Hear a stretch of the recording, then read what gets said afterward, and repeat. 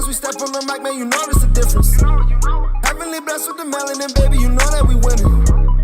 No time for the long talk, got 120 on the clock.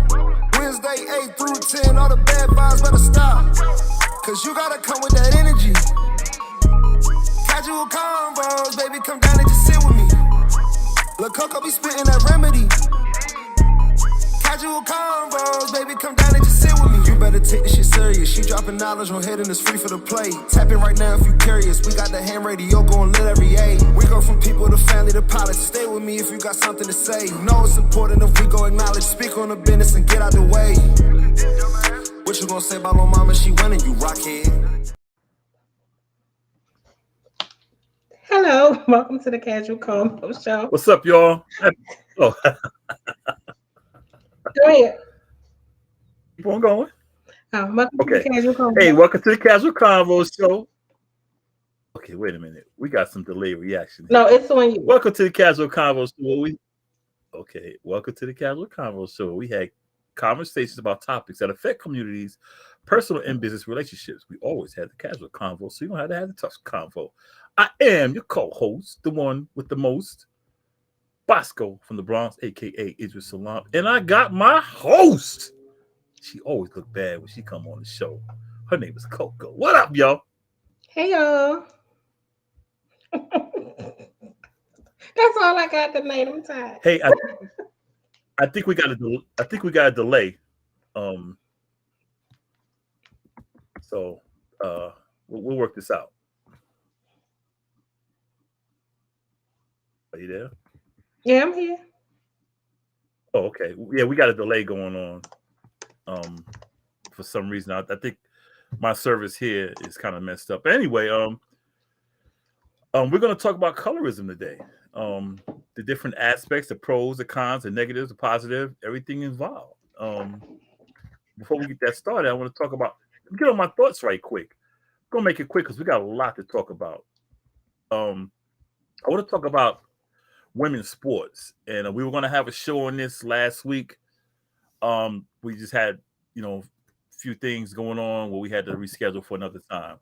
But with women's sports, there's still a debate why the pay disparity, the pay discrepancy, and everything else. And it's like people pay to see what they want to see.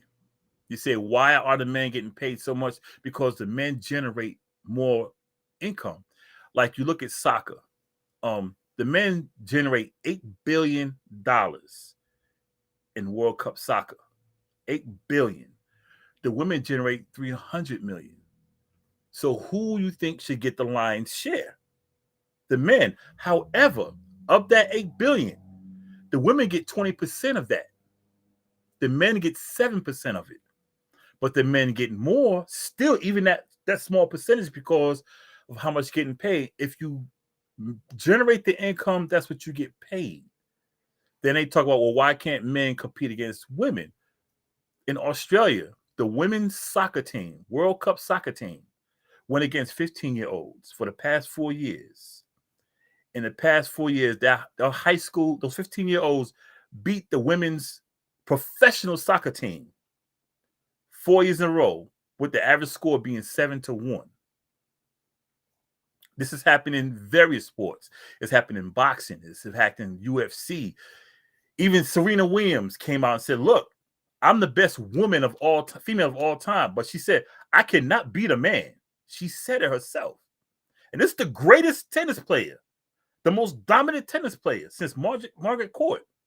She said, there's no way I can beat a man. Because when she tried it, she lost. She said, the best player will beat me 6-0, 6-0 in less than 40 minutes. This is coming from the greatest female player.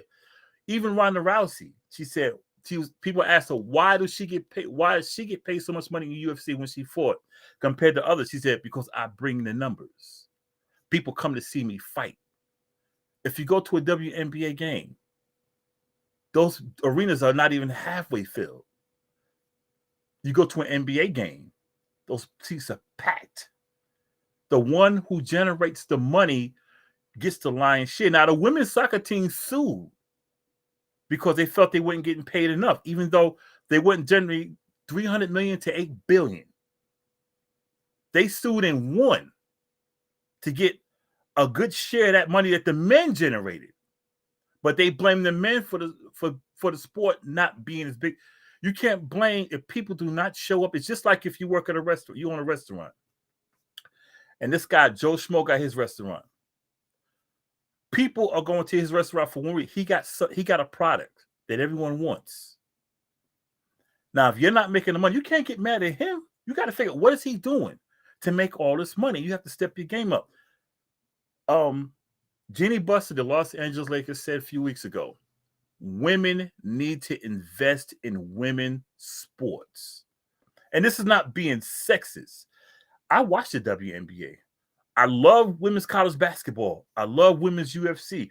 I love women. I like women's sports. But when I watch it, with the exception of UFC and soccer, I don't see anyone in the professional stadiums. The USC South Carolina women's basketball team is awesome. You go to their games, it looks like an NBA game because the talent level. You go to a UConn game, they got that Coliseum packed because of the product they put on the court. You have to put the product on the court for people to come see. It's not sexist, it's reality. I wish women luck, and I wish women would support the sports because the sports are worth watching. That's it. Now let's move on. We're going to talk about colorism. Can I say something about the women? Yeah. Okay, so like lately supporting like a close friend of mine, her daughter does like dance. So her squad does like some performances of like the HBCU colleges here in Baltimore, right? So I've been noticing the girl games be lit. So even watching the girls play, like whether it's college sports, high school, and then when you go into like the WNBA, I'm like, these games, they be playing hard. Just like I know I made a post about the edge control, but Yeah. Reese is not only entertaining, but she can play. That game was like crazy, and I have no shade to the NBA. I have not watched the game yet this season, whereas though I got into it, whereas though I wanted to yell at the television. But when I watch the women play, I'm like, damn it, that's it right there. It's like they play hard, they go hard. But I do agree that maybe like how sometimes we see in the NBA, a lot of these athletes give back to like their colleges or high schools, but we don't really see that with the women. So I think you kind of hit the nail on the head. Like we gotta support our own, but also kind of like demand the presence of like women's sports is here. It's entertaining. It's just as entertaining as the men, if not more. They play hard, but maybe if it starts with so they kind of give back to their schools, the programs and things like that to make it more competitive. You know what? The feed off what you said, you're right. I didn't want to mention that because I didn't want to anyone think I was being, but you're right because you don't hear about the women giving back to the schools or the community. It's like, I'm going to keep it 100. When you hear about the women's sport, WNBA, or even soccer, what do? They gear it towards the female, which is fine. But you want men out in them seats also. You want men to enjoy that because we act crazy at sports. You want men like, yo, acting a fool. You want to bring that crowd. You just don't want to bring. I'll say it. And please don't judge me because I don't mean it that way because I mentioned a lot. You know when the WA went wrong? When they started using the LGBTQ. Now, listen to me, hear me out. Because that's all they talked about. They didn't talk about the little girl anymore. It's like just like the NFL, NBA, when they talked about social issues, there's nothing wrong with it. But when you're trying to build your sport, you got to cater your sport to the people. You just can't pick one group and say, this is what we're about. There's a lot of gaming in the NFL. And there's a lot of gay men in the NBA, hockey, everything. But you know what they never do? They never put that out there first and foremost. You find out about it. To the WNBA, they wore it on their shoulder. And it turned people away. But going back to the game, the women play very hard. Very hard. Jenny Buss, women need to invest in the sport. There's a lot of rich women out there who could invest in that sport. I love the college game. I'm all on the college, but the pro game, I'm like, all right.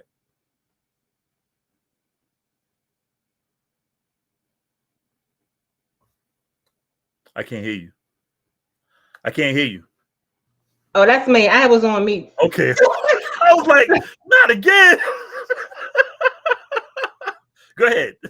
I'm working on this thing to mute myself. Too. So no, because the games that I've mainly been going to have been like Coppin, which was in like the neighborhood that I grew up in, Coppin State. Of course, Morgan is here. Morgan. Yeah, different things. So I'm like, okay, so I'm going to the games, and then I'm like, the music we like doing karaoke on the. We in the stands lit like girls. I think we had more fun than the college kids. So it really encouraged me to look more into women's sports and things like that. Like we all watch men's sports. Granted, that's a give. But when I'm looking, I'm like, these women, they freaking that. Let me support them more. So it kind of makes me even want to talk to them more, like do different things. So I definitely agree that I think women's sports need more. As a female on the outside looking in, I think if some of the alumni were to pour into them, and then even some of the people that's in like the WNBA that made it, like look back to your colleges, like those things, it starts to put the name out. You know what I mean, and give them more things like that. So that's you know what I want, and I'm a man, but like Mississippi State, you know what I like about them? Them girls wear them short. They wear the short shorts, and that attracts men. Same with Stanford. Them girls, I seen them girls this weekend. They lost, but them girls had the long braid with the volleyball shorts. Yeah, because we always be like, they volleyball. The Stanford girls this weekend, I wish they'd have kept going. There was some pretty black women on that court. There was some they in the short, the hair was booming, and the lat, they were looking good. The Mississippi State women, they had the short, they was out there, and they were all black squad. No one, it wasn't Mississippi State. It was whatever team beat Stanford. All black squad. The coach was from the Bahamas. Those sisters was like the hair, the lashes, the boob. I was like, I'm rooting for them chicks. But see, if I ask the question, is it going to take it too far? Before you ask that question, that's what put men in the stand. Men want to see some. Yeah, we want to see our sisters out there looking good. Okay. No, when you mention, I'm trying to ask this because I know I go left a lot. Let's ask. When you mentioned like the LGBTQ thing, when it came to women's sports, in my mind, I'm like, why is that? Because you don't see that with men's sports. I can't. Well, I'm gonna just hold it until we do the show because I think that kind of overpowers and it sets a tone. Because not every woman that plays basketball, football, or hockey, lacrosse, anything like that doesn't mean that they're part of the community. And I think it sets a precedence that this is the league, and that's not. Let's just go. Shout out to my girl Amanda Michelle. That's my homie right there. What's up, Amanda? That's my buddy. That's my football buddy right there. But go ahead. Okay, so I'm gonna just cancel that. I'm gonna wait till we actually get the sports show back on right now. We had some unfortunate circumstances, you know. But I still want to see what's going on in the world. But it's coming. So we did want to touch on colorism and featurism tonight. Just to give a little backstory, I like to try to give a little backstory of the topics is so colorism has always been a thing that was close to me personally. But I've noticed over like the last couple of weeks, couple of months, as I do my media research and all of those things, it's been coming up a lot. And whether it's the TV shows we watch, the genres of different like sports or whatever that we support, the issue has been coming up, coming up, coming up. But I also noticed there's a lot of sweeping under the rug. Right. And I've noticed, I think as we get into the conversation of where it's getting swept under the rug, or if it's looked at as it's not of it's important, it's not significant. But I think the significance that's there is overlooked by people who are not impacted by it.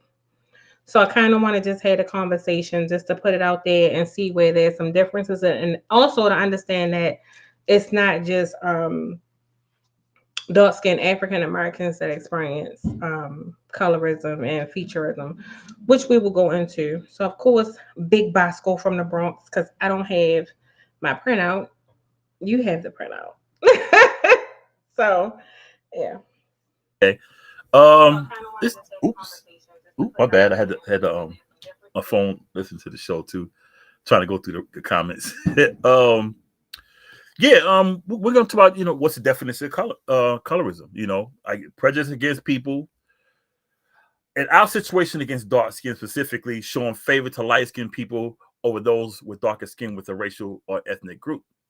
Speaking on that, because things have changed a little bit when it comes to the media, because it used to be where you didn't see, dark skinned people at all, and going back to a time not too long ago, people saw people who are dark skinned is ugly. Even our own race when it comes to light skinned people.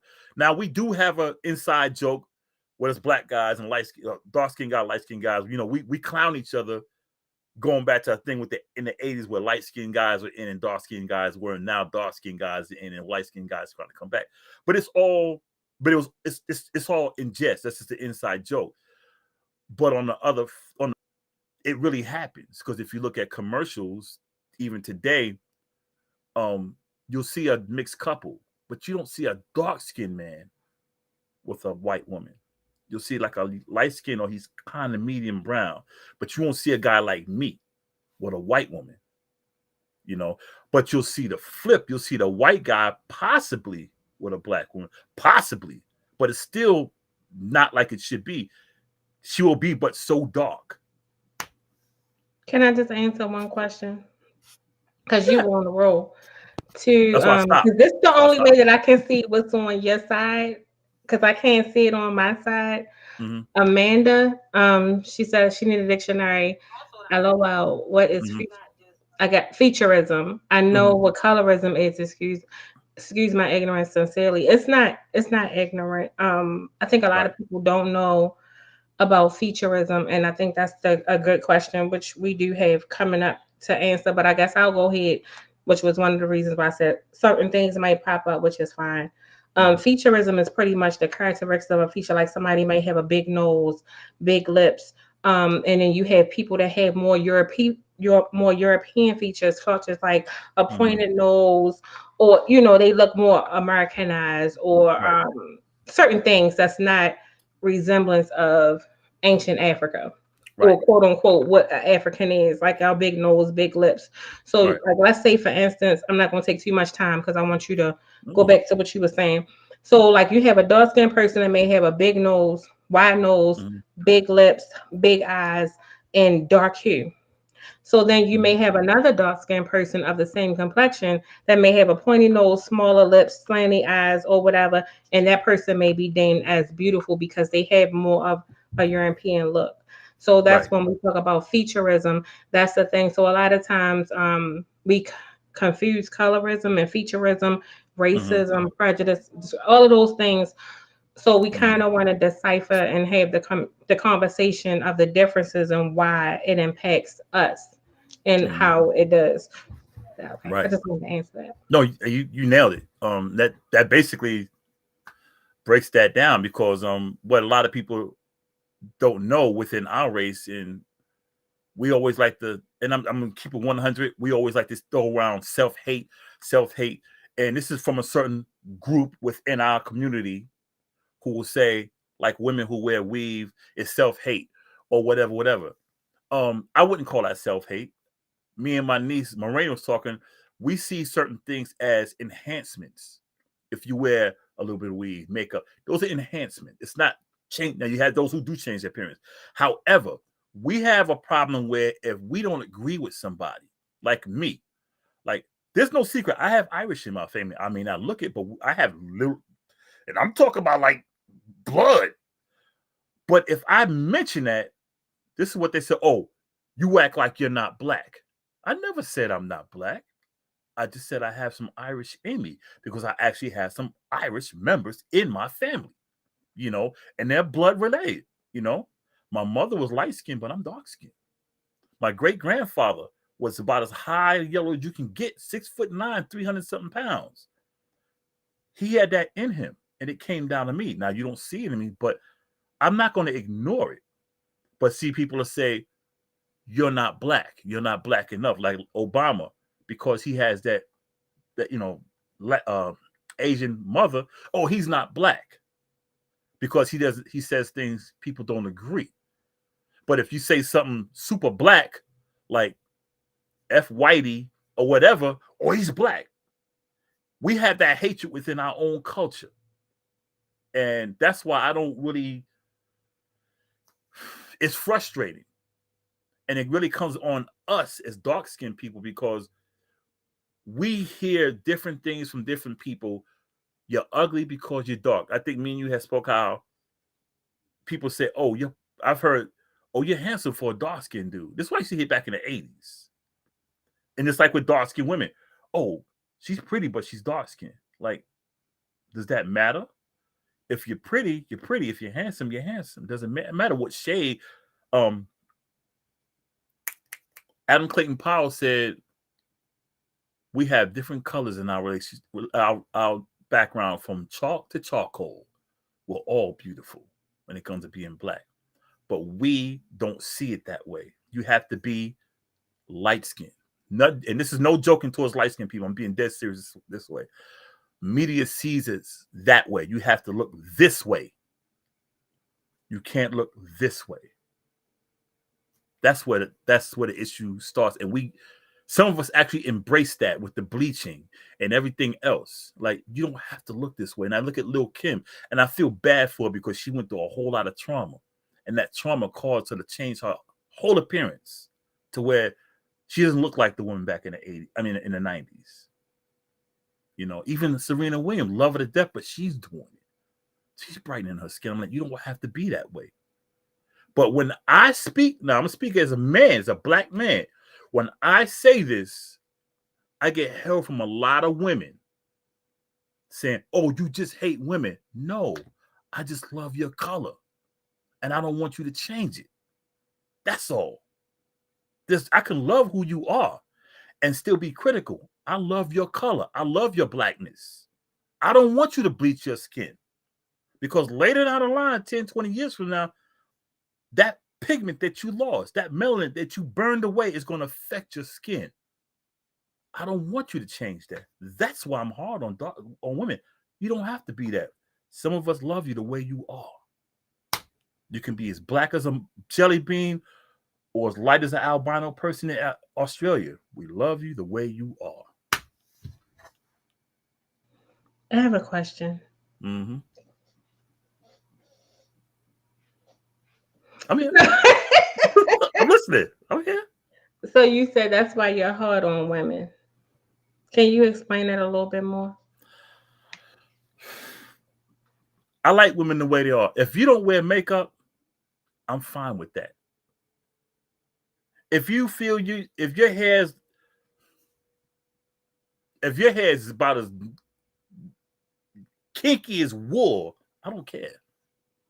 Because I'm not looking at all that other stuff. I don't care about all that other stuff. And I'm hard because I say, and I say to them, you don't, like with the bleaching, I said, you don't have to. Whoever told you that you need to be this, I'm here to tell you, you don't have to. You don't have to impress this guy because he's trying to get you the way he wants you to be. You don't have to impress your friends because they want you to look the way they want you to be because you might be dark and they might be light. And they don't want you, like me, they used to call me Boscoe because I was dark. And I used to drink that syrup. I was dark as one of my friends. But the Italian family that gave me my name, they said, you know what? be happy who you are, man. They told me that. And I tell women the same thing. Be happy with who you are. You don't have to impress this person, that person, that person. Because there's always that other person who loves you just the way you are. And if this is a problem with me telling a black woman, look, you don't have to be that way. Stop it. Be you. And they say I'm hating. I hate black women because I care. Okay, I'll be that. But it's called tough love. What do you want me to do? Yeah, do that, do that, do that. No, I'm not. Because I'm like, why? Love yourself the way you are. You ain't got to impress nobody. If they don't like you, F them. Even your friends, F them. Period. But that's just me. I'm old school, so hey. That was good stuff. So I love black women. I love y'all the way y'all are. Y'all can stop saying I hate women because I don't. I just don't want y'all to be something y'all don't have to be. How honest are we being tonight? I'm being honest. You see, I'm not laughing, right? I'm being honest. I'm being straight up. I'm appealing this to every black woman out there. I don't care if you're as light as chalk or as dark as charcoal. You don't have to impress nobody. You don't have to impress anyone on social media. You don't have to impress your little girlfriends who want you to be this so you can hang around. You don't have to impress this guy who wants you to be this way because he sees something else. The hell with them, because when you got to go to bed, you got to go to bed with yourself. And do you want to go to bed a lie? Or you want to go to bed where you can pound your chest and say, hell yeah, I'm being who I am. Can I think of how to say this? Go ahead. I'm thinking of how to start this one off. Because I agree with you, but then I think from, this is just my own personal, I'm quite sure somebody probably going to disagree. But what's up, Doc? I can appreciate what you're saying. But this has been beyond social media. That colorism has been in existence from culture, ancient times, ancient Africa, with lighter skinned Africans, darker skinned Africans, even across like Latino communities, Indian communities, all of these different communities. But speaking from the African American in the States, I think it's deeper than social media. So back in the day, we would have billboards, we would have commercials of what was beautiful. The young Black girl back in the day did not, and even still today, did not see a replica of her that was beautiful. Granted, I get we trying to change all of these cartoons and we making them black, we making them this, we making them that. What do they look like? A lot of them still don't resemble certain little Black girls that get the bulk of the colorism of being called ugly, of being called nappy-headed, of being called all of these things. So I think there's a difference in men and women. I think a lot of times, and I really want y'all to hear me out. What's up, Marcel? That's my son there, Marcel Robinson. What's up, son?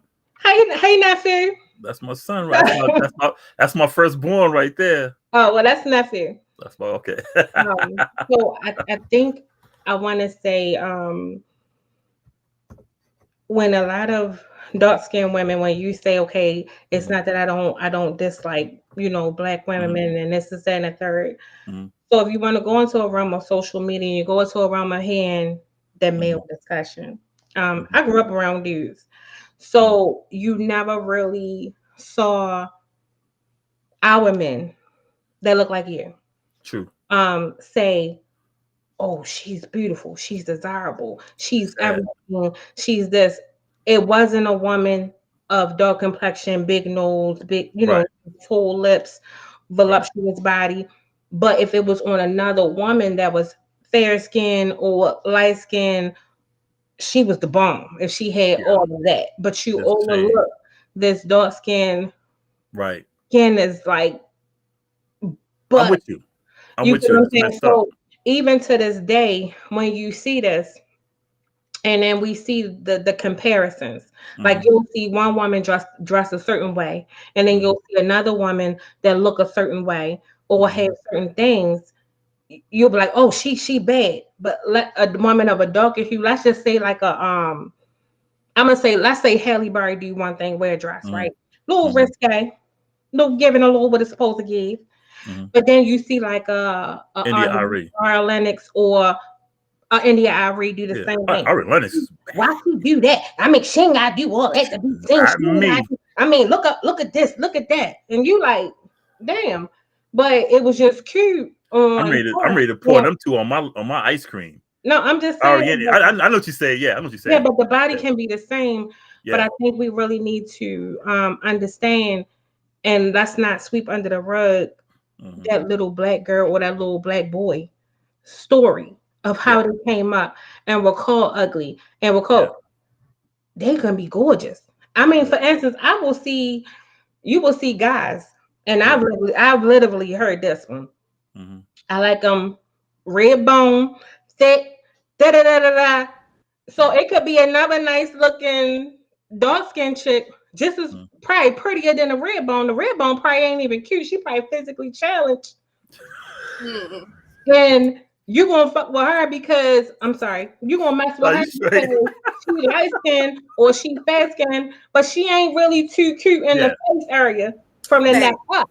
But then you might have somebody from the neck up that's beautiful, but because she's dark, she might got a little bit of full lips or whatever. But because she doesn't meet the society standards of beauty, you will undermine her, or you wanna, but you ain't gonna make that public.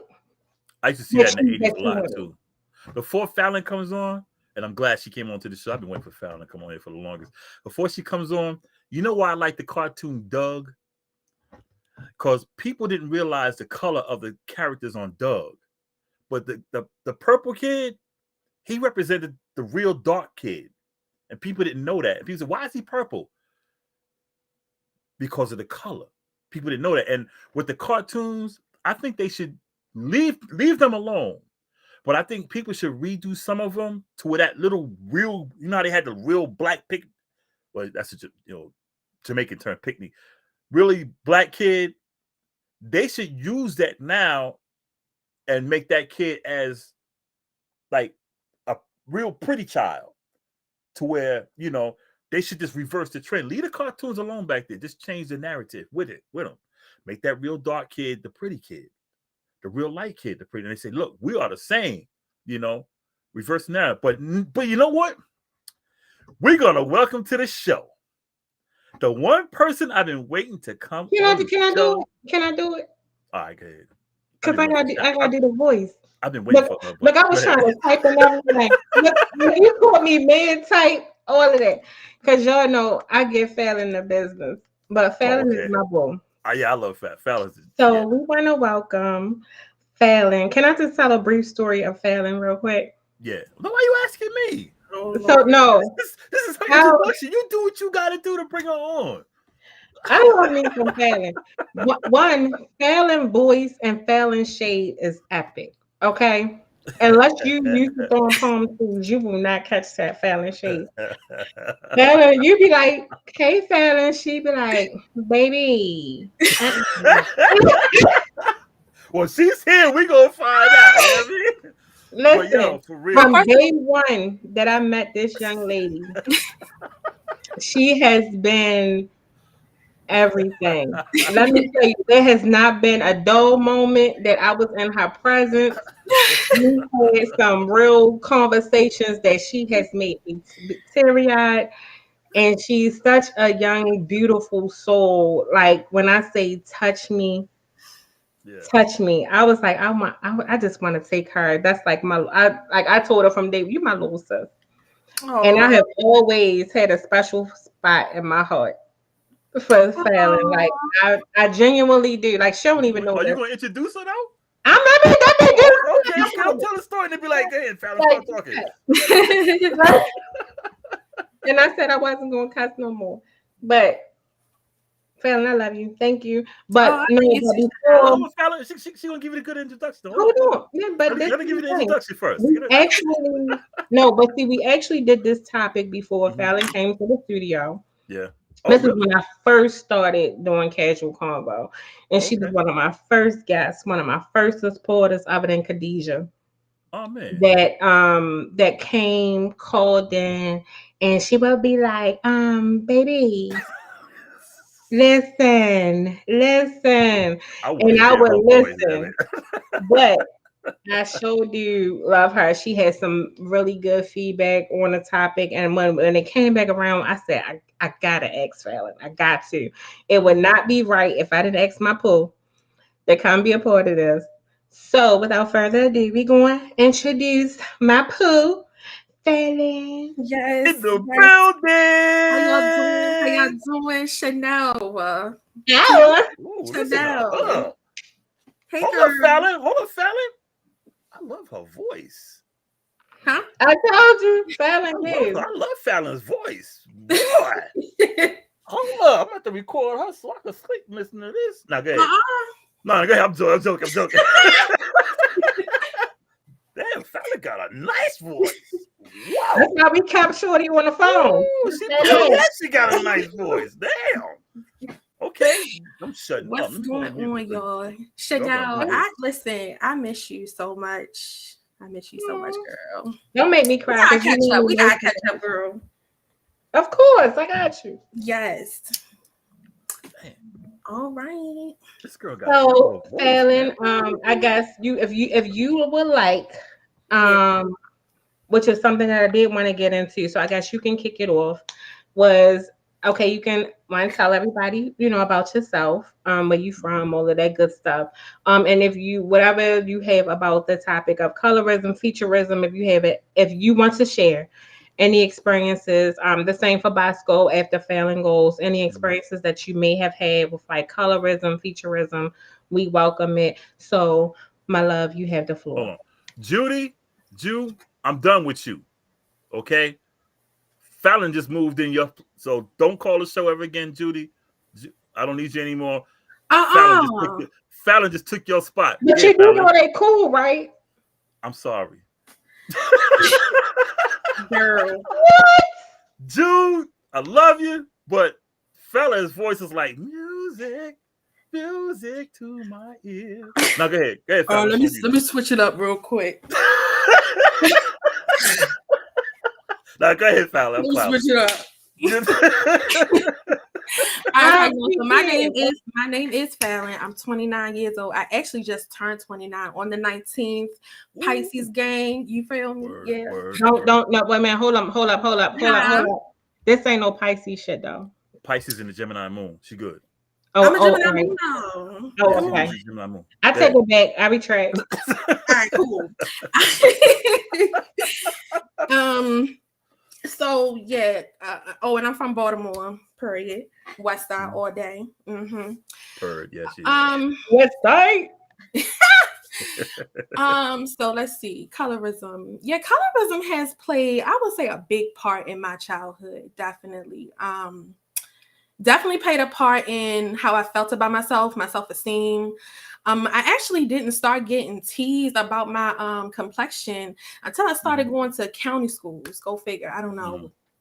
And like kids would just make fun of me, talk about my nose, said my nose was big.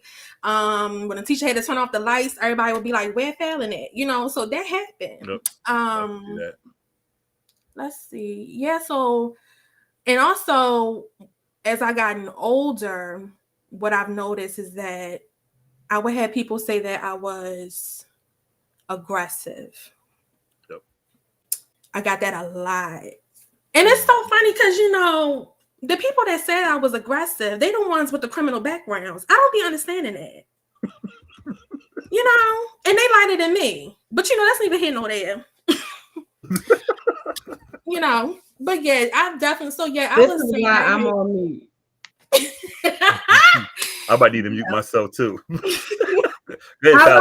She gives. I'm just saying because it just baffled me how this person, mind you, she was a family member. And she's lighter complected and she always called me aggressive. And I would just be like, why do she always call me aggressive? And she the one that got stalking charges. Like, make it make sense. But you know, I think it's because for me, I'm just an honest person. You know what I mean? If you ask me a question, I'm going to answer it because I expect the same in return. I'm very mindful of people's feelings, though. But I think sometimes I just think that situation was because that person just didn't like to hear the truth. So you know, I was aggressive or whatever. So yeah, that has been my experience. I did have an old manager told me that I was aggressive, but I think it was because the white girl didn't like me, and she always said that I was attacking her. I'm sorry, did I do too much? I found when you speak your mind and get straight up, people call you aggressive. Yeah. People call you aggressive. I went through the stuff you went through with the lights and everything because, like I said, with my homies, I was the darkest one of all my friends. And like I said, it took an Italian family to basically embrace me. So look, man, be happy about with your color because nobody made me feel. I mean, you know, other than my mother, but nobody made me feel comfortable except for them outside of my mother because of my dark skin. But I'm with you. Continue. But can I ask a question though? Yeah. That she hit the nail on the head, and I think it more so. I'm trying to say this, fellas. Please don't jump down my back with this one. I got your back. But a lot of times, when she said like as far as like the black woman, the black worker, whatever, which is great because I did want to go into professionalism, the workplace, and things like that. The darker skinned woman is labeled as aggressive, ghetto, yeah, ignorant, not able to articulate herself or things like that. I'm gonna just say I want to give one example, then I'm gonna leave it alone. In the process of me going through some interviews, things like that for other positions, I ran across you know how you have your phone interview, they see your resume, then you had a phone interview, and you kill it. And then you go for the little Zoom joint. Yeah. So, you know, I get on there, I'm all cute. Well, I thought I was. Don't y'all come for me. I thought I was cute. So I go on the thing. So I'm all like, so Fallon knows me. I can't take me nowhere. My whole intro, everywhere I go, y'all think it's a joke. Hey y'all, what's up? I know. I remember I met you. So that's what I did. That's what I gave. And I'm like that in the interview. That's how I come through. Hey y'all, hey. So I'm talking, and the first lady that goes up goes, one of us. Oh, I am shocked as who's on the other end of the screen. Miss Ma'am, what? She said, what?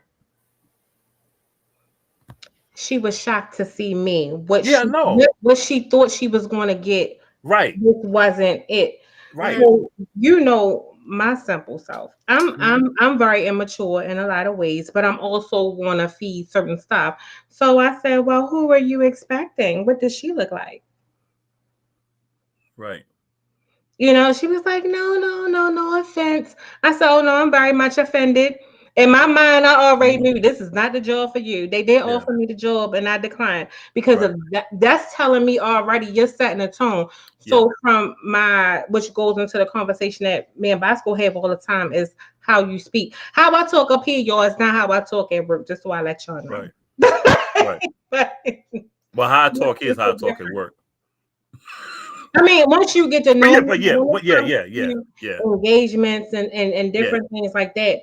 But to say that, and I'm looking like, oh, this is given full representation, right? And she was out of line. She was out of line, and I can vouch. Working with Fallon, we went through some stuff that other people did not go through. And you know the thing about it is, and that's and I want to get it out to people. We're not bashing light-skinned people, but these are the things we as people with darker hue go through. And let me just clarify. The person that said it was darker than me. That's what I mean. So I'm not coming for light-skinned people on that particular one.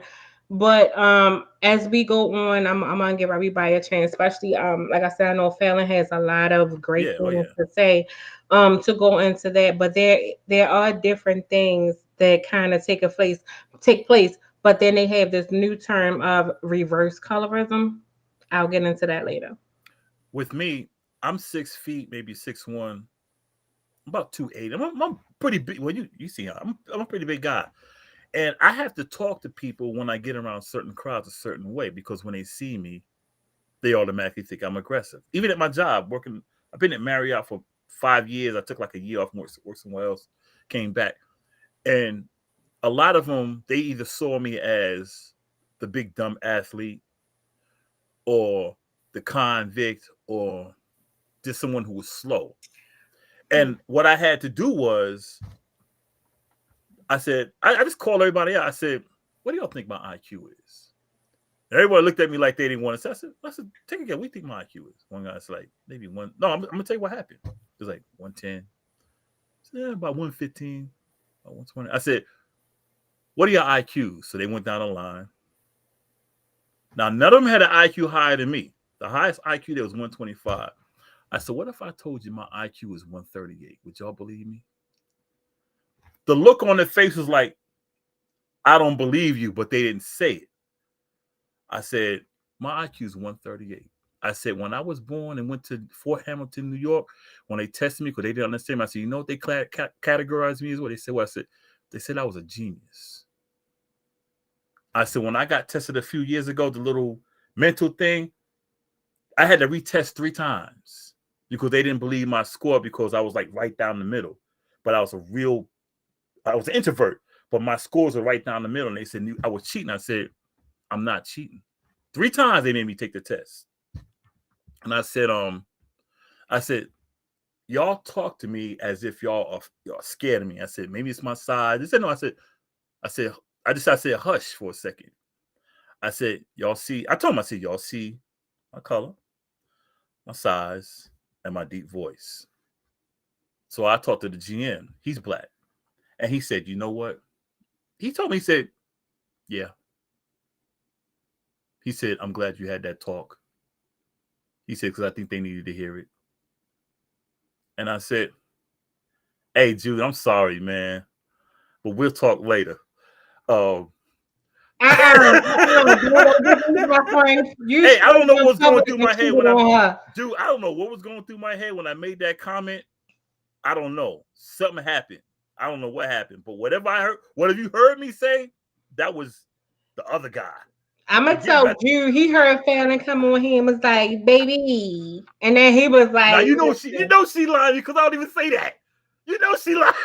I don't even say baby. That's their boy. No, I said Fallon came on and gave all that was supposed to have been gave with this 199 voice, and then you was hook, line, and sinker, and then it was a wrap from there, because Fallon got you with the how much. Listen,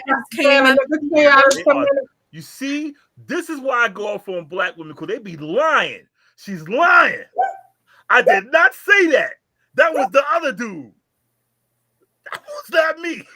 You're the only nigga up here. Okay, whatever. Why you snitching?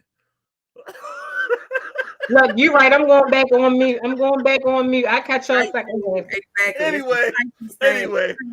Anyway, they lying on me, Jude. I'm telling you. You know you can trust me. But then you just shout. But hold up, dude. Catch the playback, because he damn was like. They're gonna get rich. They're gonna get rich to edit it and everything, and they're gonna put some damn Chris Rock voice in there and say I said some shit like, oh, you know, I wouldn't even say nothing like that. That didn't sound like me. Anyway, back to the story. No, because you was in your own voice on here, on live, on the whole thing. You know, you can't erase the live. Prove it right now. Prove it right now. Hey, Justin, can you do a playback? You better not, Justin. Mind your business, man. See, you need to mind your business. It's between grown folks now. All right. Anyway, and see, as a dark-skinned guy my size, people automatically get intimidated.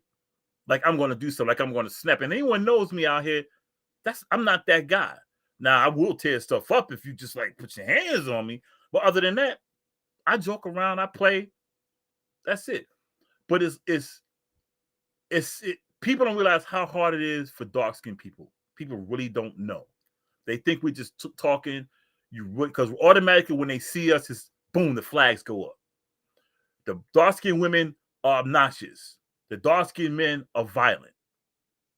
That's it. It's crazy. Arrogant, and we're both arrogant. That's how we're seen right out the gate. One's obnoxious, one's violent. Both are arrogant, and we're ugly to some, if not many. Who? To many. No, I mean that's how people see us. Well, Phelan, What? Yeah. you want to chime in? Well, I was going to just ask y'all a question. Where do you think this started? Where did it come from? Us. Yep. Um, Some of it us. I think you want to go first. I think in the terms of us, my opinion, I think some of us try to be, don't take this the wrong way, white folks, try to accept their standard. So they separate themselves from the darkest skin people. Mm.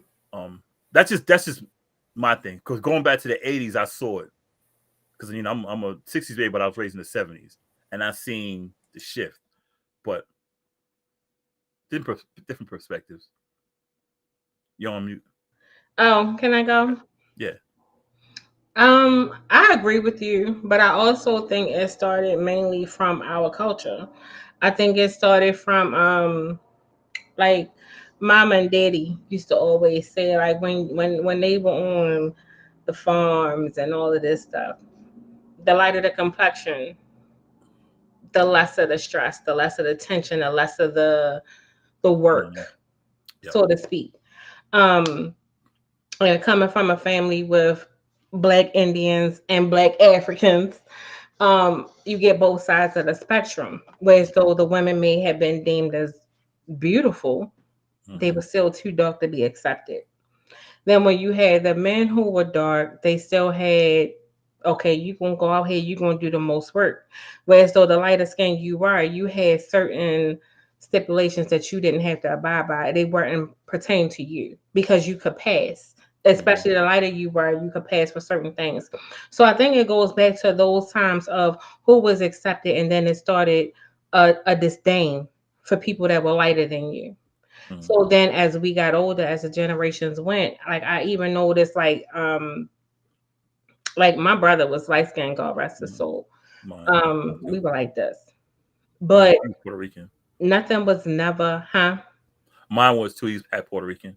Yeah, so it was oh, okay. So it was nothing never like negative said about him, right? Because he was like light skinned, whatever, whatever. And then you got me, your black ass. Yeah. And I don't think we Your pay monkey attention. ass. A lot of times they say words don't hurt, this is then the third, but they do. I think we need to get out of that saying of verbal abuse and things like that don't matter. Because to me, when people say words don't hurt, you're trying to excuse verbal abuse. Yes. Verbal abuse and those things start young. So if you hear your black ass, look at her ugly ass, then you black, and you call a little light skinned ugly girl cute, you like, oh, she ugly. And then you go and then you want to say this, but because of what her complexion is, she can get away with a little bit more. And then even if you look at society, when we look at it, I mean, just look at our men. Yeah. Put a lineup of 10 women, all different colors. The darker ones are going to stay in there. The lighter ones, they're going to go, oh, she bad, she this. Yeah. But as soon as you get to the dark skin, like, she ain't shit, she ain't She this. alright. But then as a woman to hear our men speak like this about us, and when they imitate us, it's negative. You don't imitate that sister that's a doctor. You don't imitate that sister that's a lawyer. You don't imitate that sister that's running a practice, got a building, got a business, got a couple of businesses, employing hella fucking people. You don't hear accolades from her. Oh, that bitch thinks she better than everybody. I mean, no shade for me cussing, but that's what you hear when she's dark. But when she likes, oh yeah, she's giving opportunities for all of us. She's doing her thing. She's bossing up. What about the dark skin sister that just bossed the fuck up and employ several fucking people? She ain't tripping off of no money. She ain't doing none of that. You still give her the bad end of the stick, even down to social media.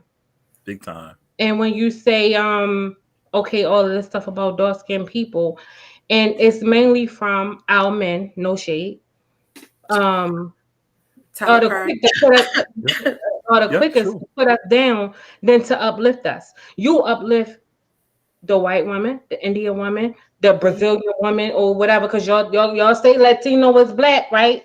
But when y'all go to the Dominican Republic, are you going to the black Dominican chick or you going to the light skinned sister? That's And another you know, I hear that a conversation. lot. I hear But that a that's lot what we're lately going to too. get into in the other half.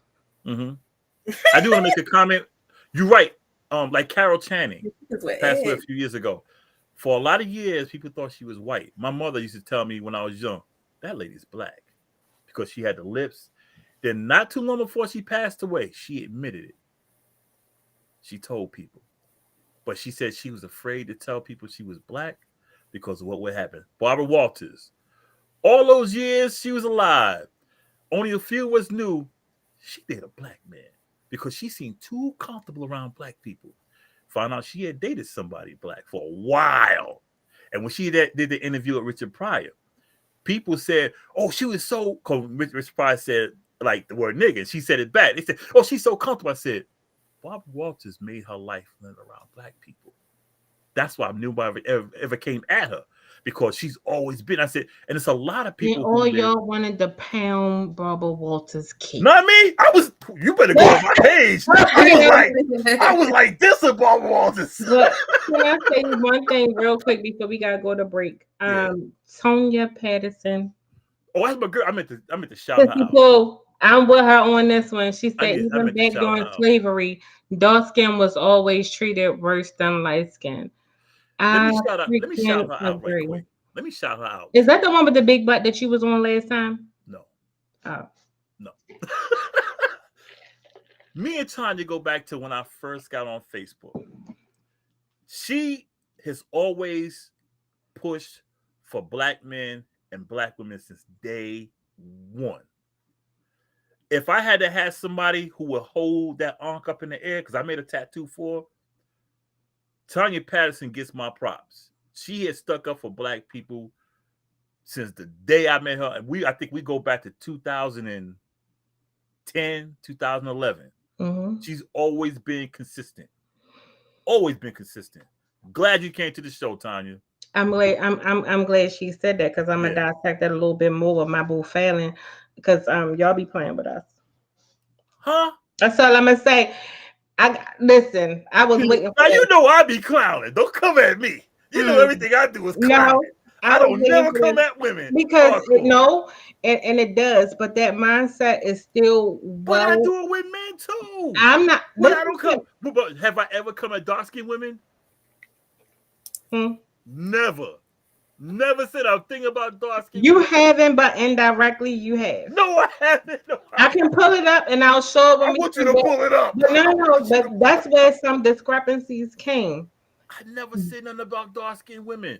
I'm always. I don't know. It wasn't. It wasn't intentional. I knew what you meant to say, but from I'm gonna explain them more when we come back. No, but you're not all the way wrong because I even had your back in a situation. I will even go into it, but Oh yeah. like she said, it's a I don't. But okay, let me just say this. See now you. And Justin, I promise we're gonna go to break. Now you. I don't think it's like done purposefully. I think it's very indirect, but I think it's also learned behavior, but it's taught behavior that's been going on for so long that it's accepted.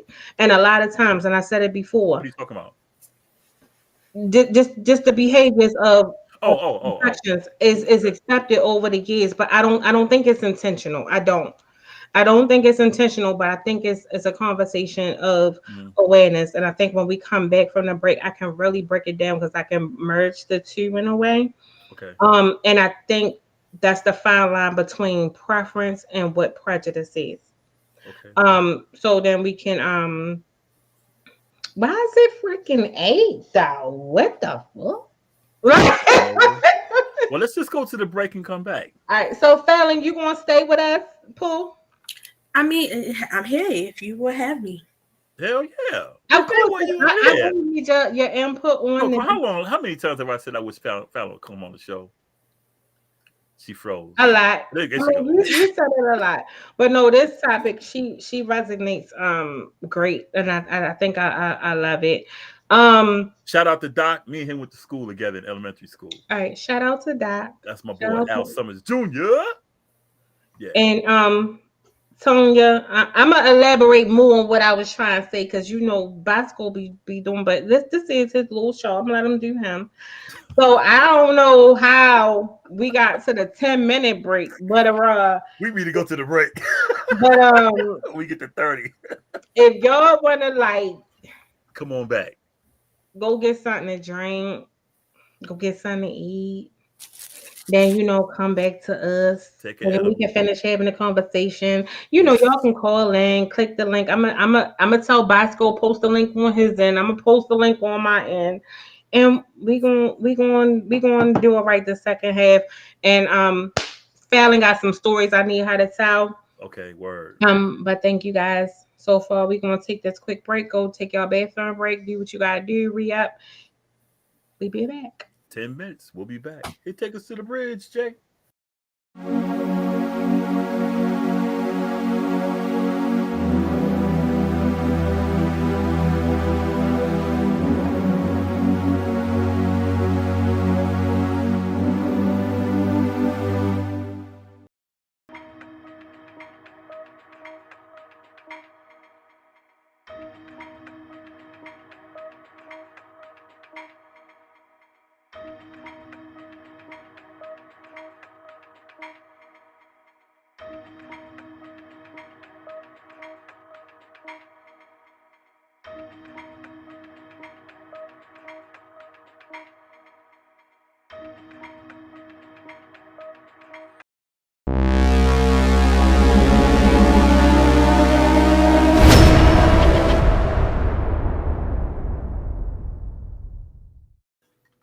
Uh-oh. What's up, y'all? Hey, y'all, what's up? I didn't have my camera on. And we're back. Welcome back to the Casual Convo Show. Hey, y'all, it was a little delayed, but it's all right. Anyway, let me get the intro back. Welcome to the Casual Convo Show. Welcome back to the show where we have conversations about topics that affect the communities, personal and business relationships. We always have the Casual Convo, so you don't have a tough combo. I am your co-host, Idris, aka Bosco from the Bronx. That's my host, the beautiful, the talented, the dopest, Coco. And we got a special guest, my Lord. Yo, this girl has such a pretty voice. Y'all don't know how beautiful she is. I'm giving her these props because I'm keeping it 100. Fallon is in the building. What's up, Fallon? What's up, y'all? See, this is the type of intro I was trying to give. I was trying to make her seem like she is real. definitely giving 19997. Hit me up. Yeah, I'm trying Oh, to. me? Girl, yeah, it's All right, giving. you know what? Y'all You know how they be all like. right, let me. You know how they be like. You have reached 199. Satisfy your need. Press I had to give her 5. the DJ intro, man. It could be the You know, one. Yeah, right. And they be like, press 5 for Fallon. And then Fallon, they be like, doop. And Fallon be like, hello. I can't say. I love you. Oh my God. That promo, the I can't. I can't. Anyway. I'm like this in real life. back to the business, y'all. Anyway, where were we at? Oh, you were talking. You was gonna say something. Well, you were saying something. Who, me? Nah, you. Oh, okay. Okay. I had to go through the side In the road. words of the guy on Coming to America. Aha. Aha. No, go ahead. See, I got on my teeth too. They all real too. But go ahead. Let me see, do it again. On my teeth. On Okay. my teeth are real. All right. Yeah. I didn't do no crack in my life. Go ahead. No, I wanted to piggyback on the last little bit, and I think Tonya. I'm sorry, I didn't want to mess your name up. Sure. Hit it like directly on the head when she was talking about the treatment. And I think a lot of times we don't pay attention to, or we as a society don't pay attention to the breaks that people who may be of a lighter complexion but may be under a certain race of people have. Now that also includes I remember like a week or so ago, no, not last week, a week before last. Um Someone said the same thing about the Latino community, like they go through the same things. And I do know that I said, okay, like when you guys go over to, not saying you guys as you specifically, but go over to like the DR, Cabo, all of these like what is it called? What do they call them people? Latin countries. No, South not America. Latin. What do they call them? What's the South word I'm America. looking for? South American? No, when they say the woman is exotic. Oh, exotic. Mm. Mm. Mm. You know, before you go on, I don't think you have to be from another country to be exotic. No, it's not beef. No. No, I'm just saying. No. I don't think you have to be from another country to be exotic. People overuse that word because of people who are outside of the U.S. Because we exotic to the Dubai people and the white men's and the. Girl. Let me tell you The something. black man to me too. I'm about to go to Dubai and be a mail order bride. You know what looks good to me? But you you know what looks good to me for real? This is why, and this is not saying I don't like the other shades of black or brown. You know what I like about dark skinned women? This may sound crazy. When y'all sweat, y'all skin. No, because your skin. No, listen to hear me out. The skin gives us a good reflection. Oh yeah, because I don't sweat, I glisten. Thank you. That's what I'm saying. And see, Coco making that funny look, but that's what I'm talking about. I glisten. Y'all glisten. Thank you. See, that's why. See, Val, we need to go ahead and put you on the show permanently because see, you got it. You know, I'm fucking Oliver. I say, y'all don't sweat, y'all glisten. Yes. Exactly, Fallon. Thank you. I'm with you. And she was making this funny gas face at me, like no shit. Because I shimmer. That was the word I was trying to find. That's why it sounds like I'm trying to find the word. Glisten. But no, Chanel, you said something that I wanted to point out when you said that we are exotic to other men as well. But see, with that, you also gotta be careful with that because sometimes it can go from us being exotic to them, and also sometimes they look at us as a fetish. Because I've had that happen to me. Felonies, you know. Yeah. Kicking science. I can care. Yeah, because I have met a lot of men on that side from that country. Okay, I don't want to sound ignorant. I'm sorry. I've been drinking wine, so forgive me. Nah, hey, this is the Casual Convo show. Okay, so and he was my Uber driver, and he was trying to talk to me, and I ain't gonna lie, he was kind of handsome, so I was like, okay, but then the text messages that we were doing, it turned into something else. Right. And it went from me being flattered to me feeling like a little weird, a little grossed out. Yeah. Because he was just too pushy, too eager to see certain things. You know what I mean? And I had to cut that short. So, yeah, we just got to be careful with that because, yeah. Yeah. I feel that. That's true. But you know what? I've also experienced that with black men as well. I literally had quite a few black men that I've dated that has told me that either I was the only dark-skinned woman they've ever dated. One guy was so pressed to just be with me in an intimate way because he just was so infatuated with my chocolate skin, as he so-called put it. And mind you, he wasn't light-skinned at all. Chanel, he might have been your complexion, honestly. Dang. It's just baffling. Might be my complexion because I'm darker. No, I get what she's saying. There is a This is from experience. This is from experience. I'm a little bit more experienced than feeling.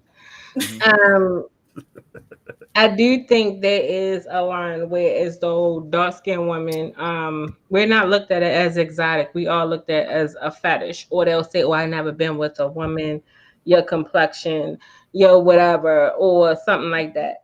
So, but I do got a question for Fallon. Have you ever been? And I just said this to a friend of mine. What makes me uneasy sometimes is to be in the presence of someone, and they're like, it's one thing for compliments. But then there's another thing where it gets weird when you're like, oh my God, you're so da da da da da. Mm-hmm. And you be like, okay. Like, do I you can see me for me, or what or what's being presented to you? Because I think at some points and times in life and in culture, because you had so many people trying to be woke, then you have so many people trying to find their way, trying to do this or do that. So some people look at dark skinned women as a fetish, which Hmm. is true.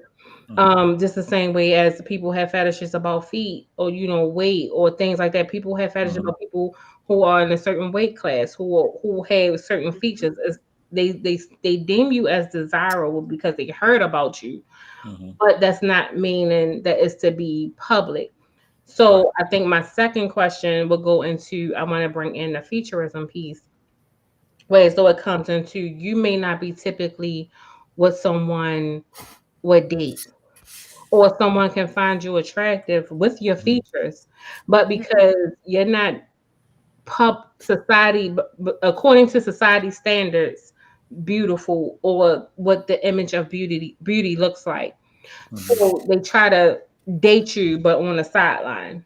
Hmm. If that makes sense, and they don't want to publicly let everybody know that they really like what you got going on. Hmm. So they'll be public with something that looks completely opposite of you. But deep down, you are their heart's desire. How do you deal with that? Honestly, I can't tell you because that can't happen with me. To be Like honest with you, it okay. just because I'm just like this. Like I don't know. It's hard for me to answer that question because I don't think I've ever been in that situation. Because I'm just the type of woman where, thank God, my self-esteem doesn't revolve around a man. So if I feel that I'm being treated a certain way, I'm gonna just have to cut him short. That's just what it's going to have to be because I'm not about to make myself feel low because you are ashamed to be seen with me. Like, then what am I here for? Um, I'm not the type of person to that I would want to be kept in a closet. I've been in that situation. Be honest with you, where because the majority of women I've dated, they've been lighter than me because I'm pretty dark, of course. But Mm-hmm. and I had one who she kind of felt that way. She liked me, she loved me, she wanted to be, showed me all the affection in the world, but for some reason she didn't want to be seen with me.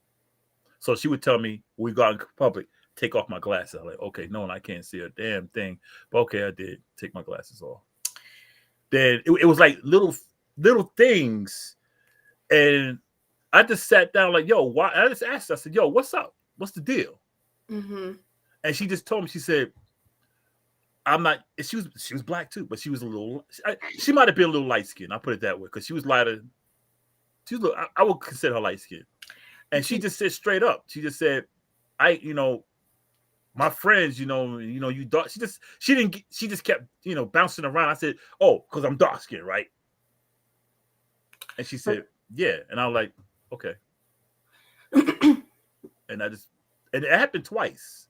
Mm-hmm. They didn't want me around because see, they didn't want me around because how dark I was. Because I'm dark. You've been around me, Coco. I'm dark skinned. I'm brown skinned. But they just felt like, and this is like in the '80s, early But did '90s. you not say I've been around you, so you don't? What the No, you see how you see me face to face. So you know how brown I am. All right, So girl, we both black and shit. All right. I'm blacker than you though. I'm dark. I'm dark. I like Michael Blackson said, I'm some dark. I'm under the bed. But I think I kind of know what Fallon is leaning towards. yeah. I don't like to differentiate, but I think there is a huge difference between male and female. Because a Yeah. lot of times y'all dark man, everybody wants y'all. We do, they do, everybody do. Now, but back in the 80s and early 90s, No, it's always no. been y'all. Trust me. No. We were ugly just like y'all were. Listen to me. Why do you think we had to be, why do you think light skinned dudes and dark skinned dudes go at it? We said y'all ain't coming back. Because in the 80s, they did not like, did you see how they treated Wesley Snipes and a lot of people? They did not like dark skinned men back in the 80s. God be, and I'm saying this with a straight face. In the 80s, they did not like us. Just like they didn't like y'all. They They really did because did. they know y'all had some long, thick peckers. That was the only thing. But as for people, they did not respect us as dark skinned men. But you know what though? As a dark skinned man, at time you would look better with a lighter skinned woman. You would be it. Yeah, I felt like in that time, that's how they looked at it. You know, right? Exactly. But I didn't like it that way. Whereas though with the dark skinned woman, no matter the shade of the man, she's always going to be looked at as why you with her when you know what I mean. I agree. When you got the Jasmine guys, the you know, all the I can't name all them, but you know what I mean. Jada Pinkett. Yeah. My favorite. So I think, you know, it's the same. I get what you're saying, but there's you know, it's Coco. also advantages. Are you on mute, Coco? Oh no, I was letting y'all finish. I think your lips moving, but I didn't hear that. No, I was getting racy, but I didn't want to cut y'all off. Okay. I just think let me talk about Doc's statement because what she does, I have to say my granddaughter who is mixed race with lighter skin, she's in 7th grade and is getting, see I got it all over in the side counter, getting bullied by girls and boys who are dark skinned, calling her white nigga. Come on, don't shift on me every day. Things seem to be changing. Well, things seem to change with today's younger generation. And I know his daughter and his granddaughter. She's mixed, and she's light skinned, but she has those black features. Mm-hmm. Yeah, it's Yep. It's sad. Yeah. Huh? Can I say one thing for that? I can't see your stuff. I'm glad you read it. But to say on to that, I think that's when it becomes like reverse racism, which I mentioned in the first half, which is a new term that just recently came out with. Reverse racism is whereas though it's dark skinned people being, I guess, prejudiced to a degree to a lighter skin or mixed race person, which happens. Mm-hmm. And but I wanted to go back a little bit further into preference versus what is desirable. Nobody, I think, has an issue with people preferences. But I think when we touch on the matter of colorism, which I've seen over the last couple of months, a couple of weeks that I really wanted to dive into, I'm just throw it out there and then I'm gonna let y'all go. With colorism, when it comes to us as people, is people tend to mistake colorism and preference as in the same. You can have your preference, right? But if you're going to demand a person, let's say like a guy may say, "Oh, I only deal with light skinned people because dark skinned people they just ghetto, they ratchet, and which we get a lot because you may not even know the woman. I hate that. And you'll see them with a guy and you'll be like, I bet you she ghetto. I bet you she ratchet. I bet you she from here. But you don't know that person's walk of life. Right. And it mainly, and I tend to, I'm sorry for the, like, putting it on the women, but for the most part in society, I see it happen with women, not necessarily with men. It seems like the darker the man, the more desirable they are. Every woman freaking want them because we know we do. But our men don't look at us in the same way. The darker that we get, the more undesirable we are because the public display of what beauty is or what you should have on your arm or what looks desirable is not what looks like us, right? So then you get mad at the black woman when she voices this because this is all she's seen throughout her life. Right. No matter how many accolades she get, no matter how many degrees, how successful she is, how built her body is, whatever. If she is medium to dark skin, she is considered ugly. God forbid if she got a big nose, some big lips. Like I have big lip, big nose. Don't nobody want that shit. I don't want. And then the first thing, and I've heard several men, older men, younger men, say, "I don't want my kids to look like that." To look Lil like Wayne. what? Lil Wayne said that too. To look like what? So you go and you get these people because you think, oh, you give a light skinned person, your kid gonna be pretty. No, if she funny looking as fuck and you funny looking as fuck, you got a funny looking light skinned ass baby. That's what the hell that has. You know, I remember SWV when they came out. I still love SWV. A lot of guys called them ugly. And I said, and I heard a lot of guys say because they were too dark. And don't get me wrong, I love In Vogue, but they gave In Vogue, you know, like, yo, not In Vogue, blah, blah, blah, blah, because most of them were like sitting here and they were light skinned. And I was like, that's messed up. Because see, when they came out, I was just coming back from Germany. 12 with Germany, they didn't care if you were dark skinned, and as long as you were black, they were like, hell yeah, they embraced us. And people don't realize they embrace black people in Germany. Don't care what shade you are. But when I came back here, because see, when I went in the military, I was 17, and I was overseas most of the time. I came back and forth. But when I came back for good, is when I really got to see the real discrepancies between. Because I used to see on stuff in Germany, the light skin, dark skin beef. You know, I was like, okay, yeah, you know. But when I got back, I got to see how it really was because people called me ugly. My daughter's mom, this is what she told me, and I got pissed off at first, but then she explained it to me. She said, I think I might have told her, she said, I like my men dark and ugly. And I looked at her like, for real? And she said, this is why I said that. She said, you're dark skinned. She said, I love dark skinned men. She said, people always call dark skinned men ugly. So if that's the case, I want my men dark and ugly. And I was like, okay, see, people used to always say something because she was light skinned, I was dark skinned. She said, I want me a dark skinned man. She said, he could be as ugly as y'all want to call him, but y'all still trying to get him. And I was happy. Like, cool. Like my eldest son, when he's dark skinned, and I have two dark skinned daughters. The other one's light skinned, the other one's like caramel, you know. But I don't care.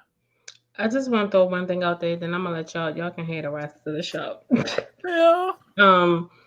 No, because But I feel y'all though. I'm with y'all. No. One thing I've noticed is because I know Fallon going to add a lot, and I know you are too. I just got questions. So it's more so of one thing that I've heard a lot, and when it comes to colorism and featurism, a lot of times it's always, this is just from experience. I'm not trying to take nobody. Lighter skinned people, fair skinned people, white people, anybody who is not affected by colorism directly wants to sweep it under the rug or say, "Oh, that's some bullshit." They just always want to. They just first of all, my question to you people, if there's anybody out there that think like that, who the fuck is they? That's number one. Number two is, why is it that when a darker skinned woman or man, but mainly, I'm not even going to sugarcoat this shit, it's women, and I've said it before and I'm gonna repeat it again, and I don't care who disagree with me. That's the last time no, this ain't gonna be last time. I ain't gonna be no last time. I'm gonna say it every freaking time I want to say it. No, you say it. Black women, medium to dark women, are the most disrespected, overlooked, put down species on this fucking planet. Come on now. It's not the black man. Yes, y'all do get abused, y'all get all of that shit. But when it comes to abuse, disgrace, demean, demise, all of that shit, it's the fucking black woman. I'ma say that. But anyway, let me just fast forward. So I say that to say, when it's always people other than the person that experienced it that always want to sweep it under the rug or say that it don't exist. You cannot possibly say that when in an African country And in Africa, light-skinned Africans are being murdered, decapitated, just for being dark skinned or light skinned. But you all want to tell me it's not a fucking problem. You want to tell me it doesn't influence what your preference is. You want to tell me all of these things. Like, it's so many people, and especially as a single woman in a dating market, men will be attracted to a woman that's dark, big as a bitch, and all of this shit. But because his fucking friends and society does not see this as the woman he should have on his own, he will go get something that's going to make him miserable. Y'all gonna take Yep. it right. Yep. There's a lot of people who I know personally who are currently in relationships and they are miserable, but they're in it because of an image. And I think that is so sad that now I feel like we live in a generation now where everybody's just so concerned about what it looks like. They don't care about That's having the problem peace. right there. They don't care about being happy. They don't care about having true, genuine love. They care about what it looks like to the public. Time out. Fallon just said what I said at the top of the show. Thank you, Fallon. It's the truth. It's the truth. People Because when I care. have conversations with these people and I ask them, if you're not happy, if you're not feeling loved, if you're not feeling appreciated, all these things, why are you still in it? That's what I said at the top of the show. People are more concerned about what their homegirls or homeboys are saying rather than themselves. When I said at the top of the show, black women. Can I play devil's advocate? But hold on, can I? Okay. Oh yeah, guess. What age range are we talking about? I'm talking. I've seen it from. Me personally, I can say for my age group because I am 29, but I have seen it with people from older. But I want to add something too, because I'm not just talking about relationships between man and woman. I'm talking about friendships. Even people that you associate with in your family, favoritism, all of that plays a part. Let's not get it confused. Let's not get it confused here. It's not just between man and woman and who you decide to lay with. It goes deeper. Thank you, Fallon. It goes deeper. That's why I got my hands up. Yeah, we can go deeper. Y'all want to know how far y'all want to go. I'm feeling the Lord. Keep on going. Because this may be the reason why his granddaughter is getting bullied in school because of what the kids are experiencing at home. It comes in full circle. It comes in full circle. Right, hold on, because some of them people, that's a drop the mic moment. But all right, this is my last one. Some of them people do hate in real life. I ain't gonna lie to you. I'm gonna give you a story. Like, okay, I'm not gonna use it. I think I used that one last week. So, what had happened was, you know how you be playing and stuff as a child, and you could be a cute little chocolate child, doing your thing, playing, but you play. You could come from a family that spoil you and all of those great things. It could be another person. Not to say whatever. People, because they supposed to be superior to you. If you're not, they will make you feel like less than. And a lot of times it don't always go into what you look like. It's how you're treated. And because you look like this, you're not supposed to be treated like this. Now, let me tell y'all one thing about Bunny. That's my mother.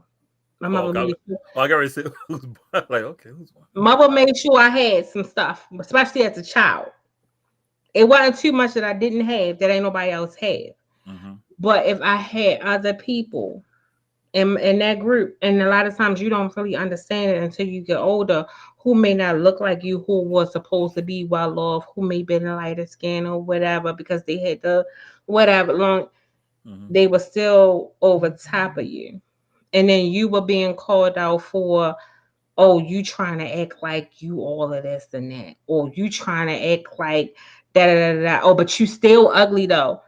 And so, and what stuck in my mind, because grandma had a conversation with me to tell me I was cute. And so I went back to school and I was like, bitch, your mother. That was Yup. much it. Yeah, my boo. You was talking about the age range. For what I see, because I'm much older. I've seen it from, I don't know, 15 years old to probably 60. People who have this fallacy of who they. It's like, and I think that's one of the issues. And I'm going to speak on the men's behalf. There are some men out there who, to be honest, they ain't shit. Period. I'm gonna keep it 100 because I talk my shit and all that. But there's some, I'm gonna tell you, there's men out here who ain't shit and who really act that way, like because you're dark skinned, you're ugly, or because you're dark skinned, or like we were saying last week, you're pretty. For a big person, you're pretty. That stupid comment. There are men, dark skinned and light skinned, and I hate it because I'm dark skinned. I hear dark skinned men say, "I said, nigga, you ugly too," but they'll say, "Oh, she's ugly because she's dark skinned." Why? Look at her nose, look at her eye, look at her lips, blah blah blah blah. Like, dude, those are traits of a black person. So what are you saying is ugly? Because her nose is not straight, or her lips are not small, or her cheekbones are in. That's the traits of black. So I'm gonna sit here and agree with you. There are black men, and there's a lot of them. Won't say most, but there's a lot of them who are just ignorant. I'll just say ignorant because the word I want to use, I can't think of it right now. I'll just say ignorant. Ignorant. And me being as a black man, a lot of stuff y'all went through, I did too. For real. I went through a lot. My sister never tell you. I got picked on all the time and I got fed up and I started fighting back. But then everyone felt like I was violent. Why? Dark skin. Yep. People like, and I like you were saying how you had to, when you started saying what you had to say, people were calling you arrogant. With me, they called me violent. That's what I say. They see dark-skinned women as arrogant and loud. They see dark-skinned men as violent. It's so true. And for me, I'm sorry, go ahead. No, go ahead. You saying? No, I was saying with that, for me, that happened a lot when I was working. And I had to, and I found myself having to dumb myself down and not speaking as much. Because it was like I became the only person to voice my opinion. And to me, I felt like that put a target on me because everybody expected me to say something. Yep. So I said to myself, from now on, when I have any issues with any other job moving forward, I'm just not going to say anything. I'm not going to speak my mind. I'm going to just keep quiet. Hold on, was I present for that? Because I remember I was doing a whole lot. Like, you said what? Oh, I caught on the back end. Y'all know I had to make a little personal thing. Phelan, what you talking about the situation? What you talking about? Because I'm talking about the situation before that situation. Oh, all right. Yeah, like before, wait before, the other situation, the one I wasn't there for, right? That one. No, because we were saying how people were deemed more aggressive. So I was just speaking on my experience. When you're dealing with, people of other races, whatever. I've been drinking. Sorry, and and I found myself having to tone myself down because I was told I was too loud. I do a lot of hand movements when I talk. That's just me. That's how I express myself when I talk. And I can't help that sometimes. And I got told that wasn't the appropriate way to act. So I found myself having to tone myself down to make other people feel comfortable because I didn't want to be aggressive. When I moved here to North Carolina from New York, like me, I talk with my hands. You talk to most New Yorkers, we're loud, we talk with our hands, and we drag stuff out. And, loud AF. Yeah, we are. And nah. But see, when I moved here, and because of my grammar, like Fallon said, I had to dumb myself down. Because people, like, I had one guy tell me one day, this is some years ago, we're having a conversation. I forgot what word I used. I can't remember. But I was talking this. This is what he said to me. You need to stop acting white and talking that New York talk. You know what I said? I said, if me talking with good grammar is talking white or talking New York, then maybe you need to step your game up, homie. That's what I told him. I said, my mother made sure when I was going through, she told me, if they don't understand what you're saying, they're not going to listen to you. So she wouldn't allow us to speak slang in the house or nothing like that. We had to enunciate our words, everything. And if you speak to a lot of New Yorkers, it's the way we talk. And I still get that. I thought you were white. No, I That's didn't think I was bullshit. white. I'm You gonna didn't tell think I you, was white. no. That's bullcrap. Because I'm gonna tell you why. Me and Tiff just literally had this conversation. Was it today or yes? It was either today or yesterday. Y'all know I'm a vitamin D law. Anyway, me and Tiff just literally had this conversation about like speaking, all of those things. I don't even think it's that. It's mainly your upbringing, your educational level, what you take seriously, and a lot of times your background. So we also talked about like how even in a dating realm, I'm quite sure Fallon can probably also piggyback off of this.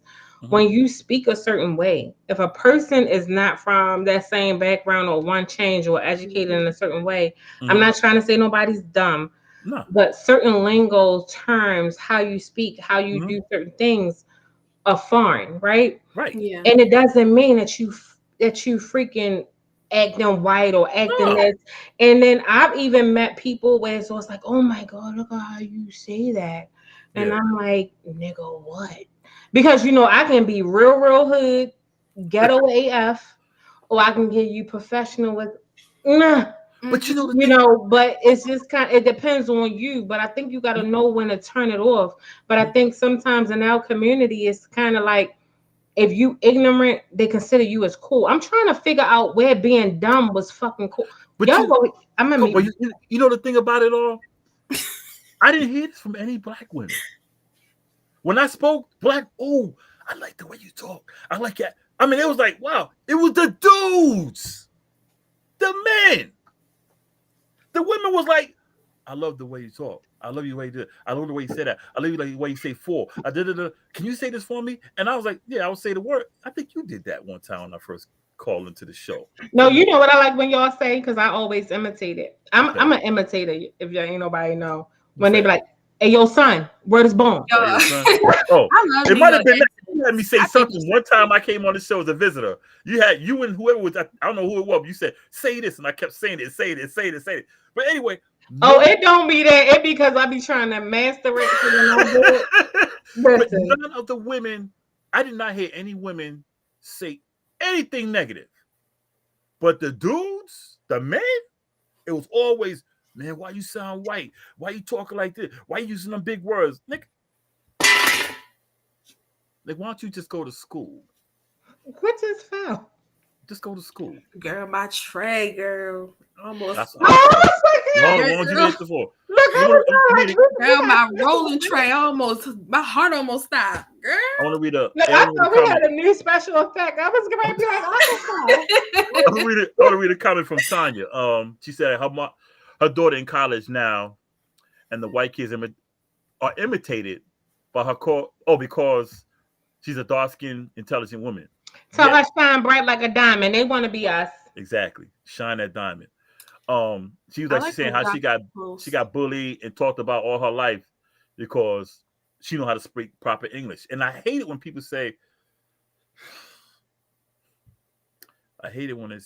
why are you? Can I just say, Tonya, I don't know you personally, but you've been my favorite tonight. Man, Tanya been on my Facebook friends list from like the. I'm about to send you a friend request. Accept it because I don't be playing them games. She don't post a lot, but she yeah. Tanya's straight. Yes, man. I did. Just threaten her. Huh? What she say? I'm just gonna say that sound like like the green tray. Sorry, Fallon. Can you see? You can't see her posts. I can only see when they come up, it. but like I'm not on your thing, so some of the comments I don't see. So I'm sorry, I'm not ignoring. You don't know what the green tray is, Fallon? Nah. But the weed tray. Oh, that is what it is. Tanya, you right, girl. I wish we had a 7-second edit. I don't smoke no more. I don't give a fuck. Yeah, right. Okay. Look, I just take the platters that's infused. This Eunice is in the building. Same in the Latino community. I lost count how many times I was asked why I was speaking fancy. It's crazy. All right. Can I ask y'all both a question? Yo. When it comes to colorism and featurism. And like I said, I've seen a lot of Man, platforms that undermine get it better, Miss You. Get better, Miss You. Go ahead. or consider it like null and void or just dark skinned people doing the fucking most. What we always see. Pretty much like don't embrace yourself. I can go further. I wanted to into like the toys and things like when we were coming up. Let me tell you, my mother was funny, and I think about it. My mother was like, "I'm not buying that shit." I'm like, "Mommy, but I want it, mom." And they'd be like, "Oh, she said, wait, I'm not buying no fucking doll. That shit don't even look like you." My mother ain't start buying me dolls till them motherfuckers start being black, and I was like, "Bah." She was like, "Is it a black version?" That's how she, my mother was real like, now hold on, let me do my mother right. Let me do my mother right. Because she was real like Sadiddy. And my mother real sophisticated. I'm completely opposite. I'm ghetto as fuck. Okay. This would be my mother.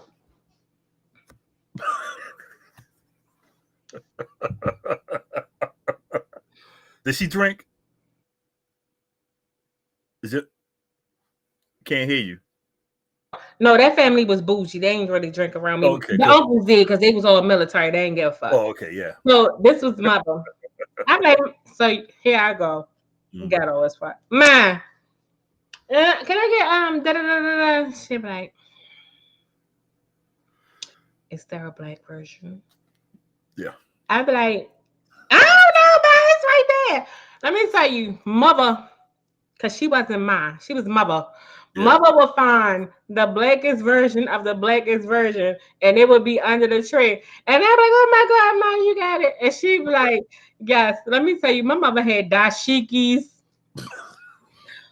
I used to be like, Ma, I ain't seen this in this. Put it on him. Take that shit. Take it off. Put it on. I swear this was fucking aggressive as shit. Mother ain't play. Listen, let me tell you something. My mother kept a short haircut, but when we was like younger, yeah, we had real long hair before she started cutting the short cut, and we wore big froze. So when I was young, I used to have really long hair, and I had a big afro. I'm like, man, why do I love this? She used to be teasing my sit still. Hey.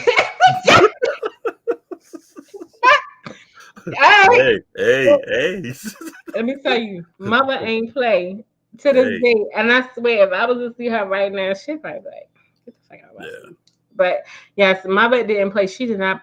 Her thing was, I don't buy white dolls. Right. That's how my grandmother was. And my great aunt. She wouldn't have it. Something we need to touch on: the insecurities that increase plastic surgery. That right there, my opinion, I think women who do that are influenced by two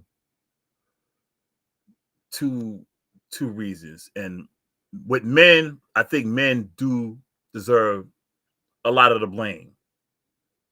So I'm gonna put that out there right now. I would say at least 45% of the blame. Because men do expect some men have this expectation, and I hate it. Like I hate the surgeries. I hate that black women are getting that Brazilian booty lift, because I always felt black women already had it because white women wanted to be just like black women. But I blame a lot of black men for that, because they influence the women to do that. And I also think society, and like we spoke about earlier, social media, society, I think all that influenced the women to do it.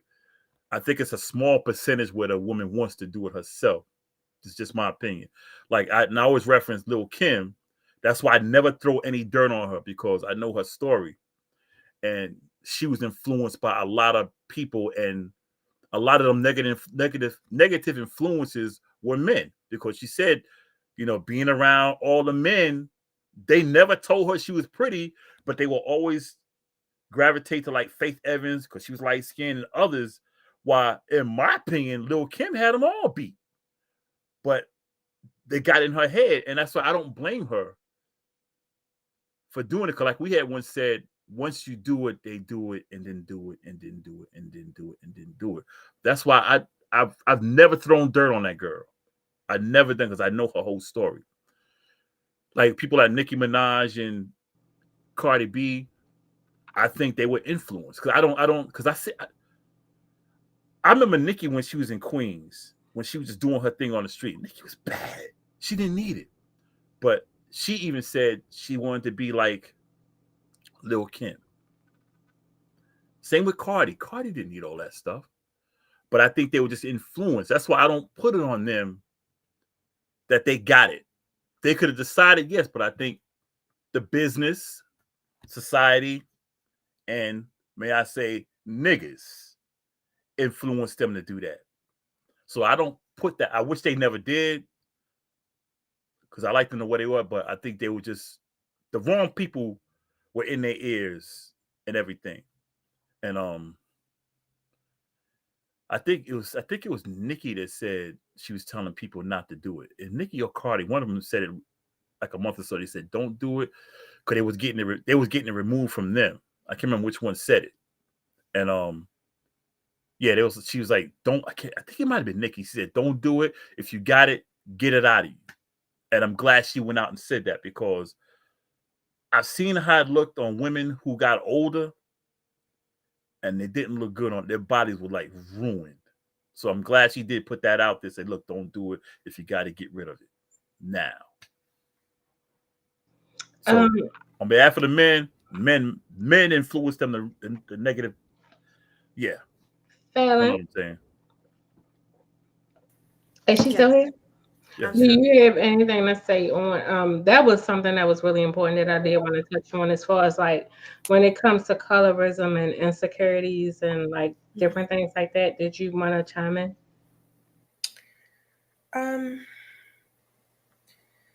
just want to say, I think just to like kind of like summarize it and close it out is just to say I think it's just best that, you know, we just teach our children to love themselves.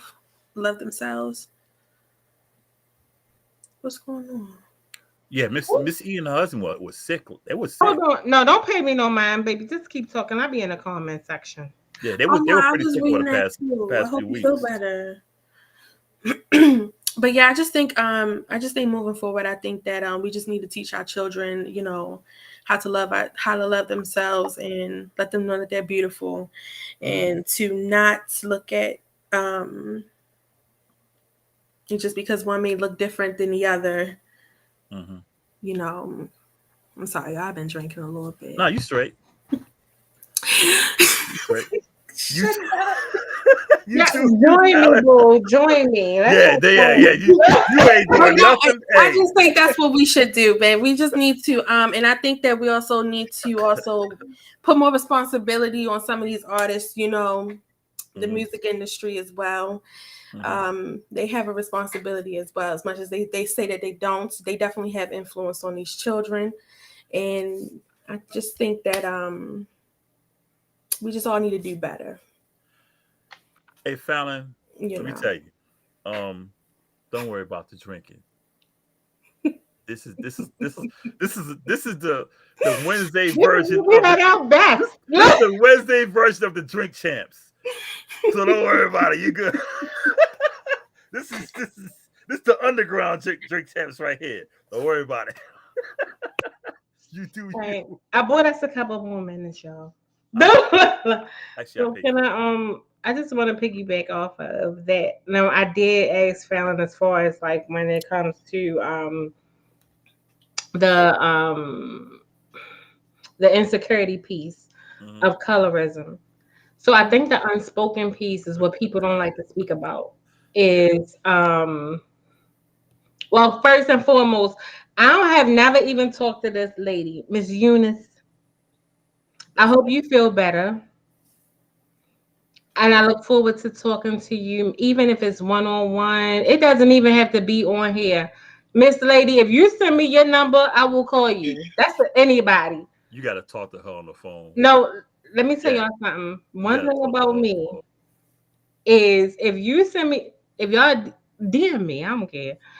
If you send me your number, if you message me, if you email me, if you call me, I don't care. I'm going to answer. I'm going to reply. I'm that person that will listen. I'm going to talk to you. You can be on some BS. I'm going to encourage it. Whatever.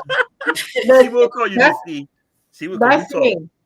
I like to engage with people. However, I did want to speak from a real space of the insecurity piece of colorism and featurism. And I did ask for a few minutes because I just wanted to bring light on this. I am many people will say I'm not dark skinned, right? I wouldn't consider you dark skinned. Thank I would you. say babe. brown skin. I consider myself dark skinned. Why? Because somebody, I never forget this guy. If Jay is listening, he better not fucking laugh. We were working one day. And this guy was like, you like light black. I said, well, damn, nigga, it's some ashy. You said Jay? You said Jay? He called me light black. You said So Jay? light black to me, I was like, damn, I'm not fucking ashy. Like I was looking like, you know, like what's going on? Did you say Jay? Yeah, we used to work together at this particular place. He know what I'm talking about. He's on Jay Nathaniel, right? Yes. Oh yeah, he's online. My pull. He's here. That's like that's Working. that's my bro. I don't play about Oh, you. yeah, I like Jay. Play I with like him if Jay. y'all want to. Let me tell like you, you're Jay. gonna have to see me. But anyway, I'm like, damn, what the fuck am I light black? Like, what's going on? So I say that to say you never know what a person's heritage is. You never know what a person's culture is by looking at them. Yeah. And a lot of people always be like, but you not like dark. I consider myself M. I'm going to always be an in between complexion based off of my DNA. I'm never going to be a solid this, that, and a third. Right. However, when it comes to insecurities and colorism, what I will say is this a thing. If you're a person that does not believe colorism exists, colorism is not a blame game. It's not a victimizing thing. It's not a thing of, oh, I'm trying to say, look at me, I need attention.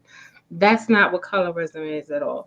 Colorism is something that a person experiences from birth until the day that they die.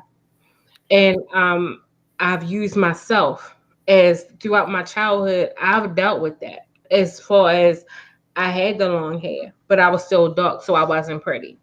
I had, certain things, but I was dark, so I wasn't pretty. Or I wasn't this.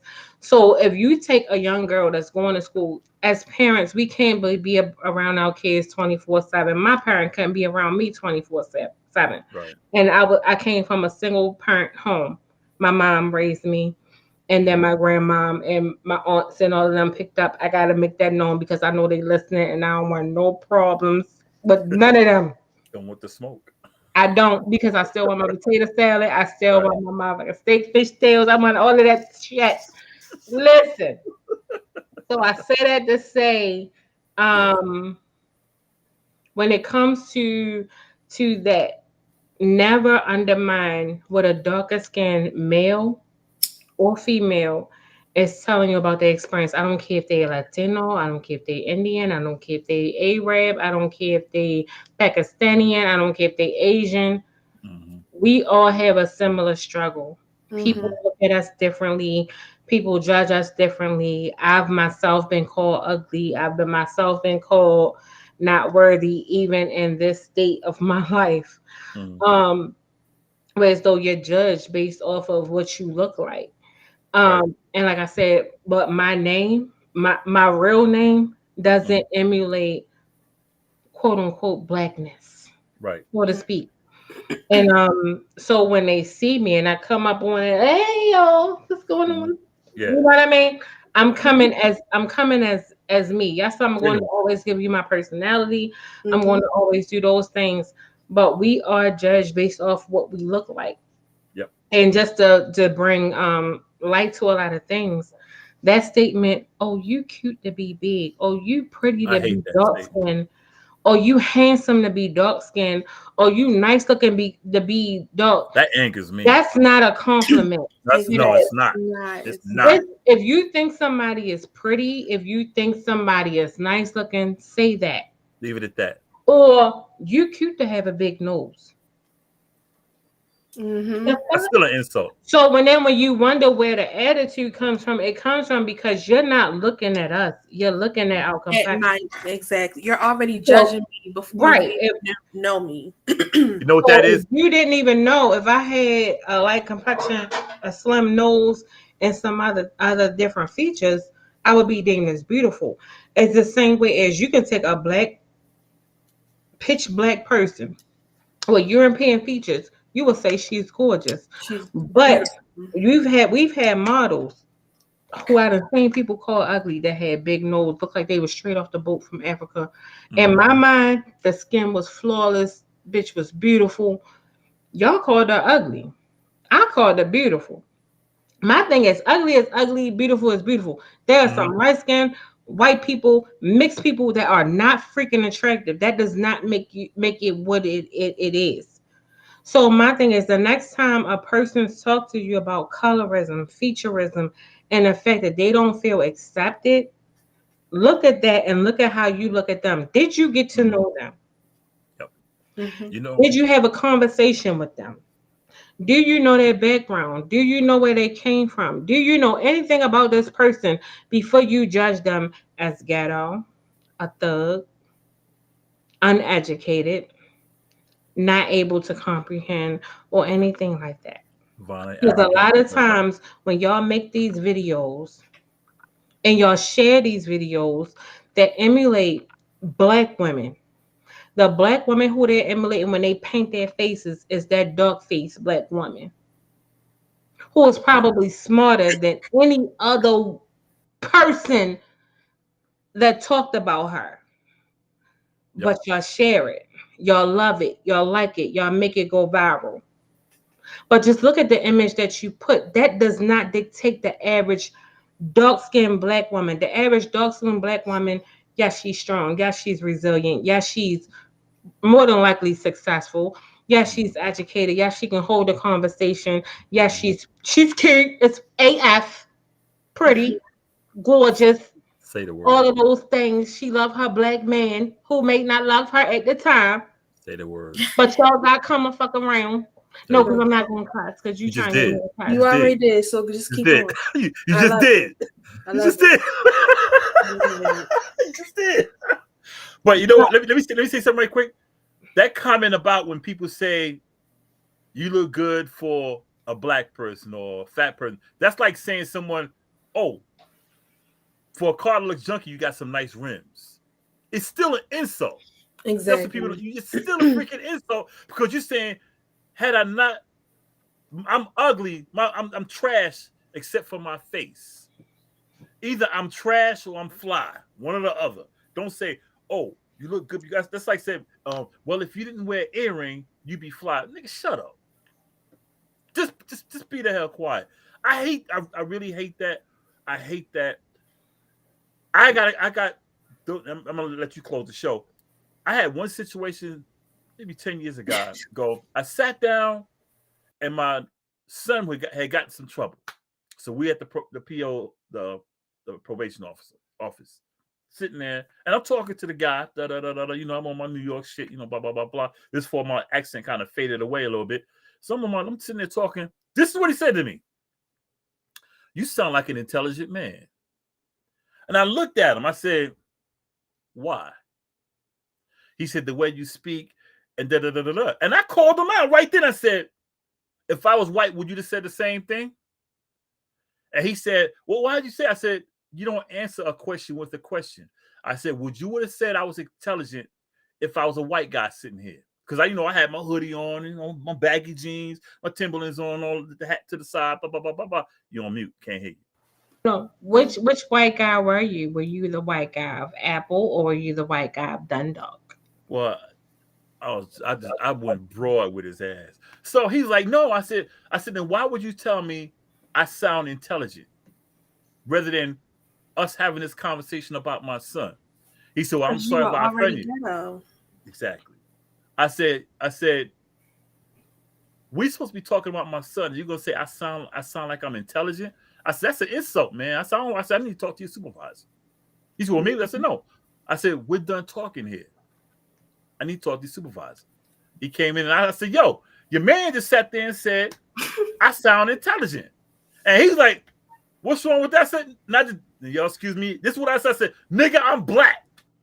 I said, well, he just said it to a white guy. I said, how many people come this often? You say, oh, you sound intelligent. You said, well, I said, that's what I'm talking about. And after that, when they came and talked to me, shit. Let's just say my son didn't get on probation, and his ass supposed to have been on probation. Then his ass got in trouble, but I still got him on probation. They didn't put him on probation, but he still messed up. Then his ass got locked up. After that, I was like, you on your own, homie. But go ahead. Anyway, Fallon, do you want to say any final thoughts? Take your time.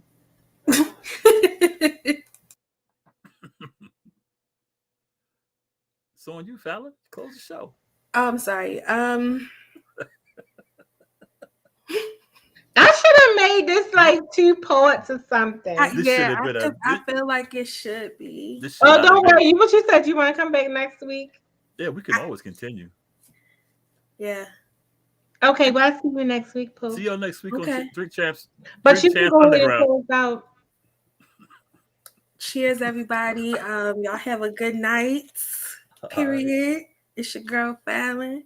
And we out. What? Close the show, Jay. There it is. All right. Can I tell you? Listen, let me tell you how Fallon used to be me. That was a perfect show closer. No, it wasn't, because that's not her. Fallon be like this. This how Fallon be. I be like, Fallon, she back home.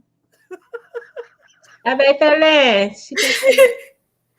Girl. And she be like, girl, okay. So we just gonna say good night to everybody, and it is what it is. That's what you were supposed to say. You have those girls. Okay, can I get a do-over? Yeah. Hey, okay, Jay, Fallon's gonna close the show. So when she's done, she's gonna close Okay, well, thank y'all for watching. It's been real. And we'll see y'all next week. Close that damn show. Period. And Jay okay, Jay. You ain't gonna close the curtain, man? Thank you for having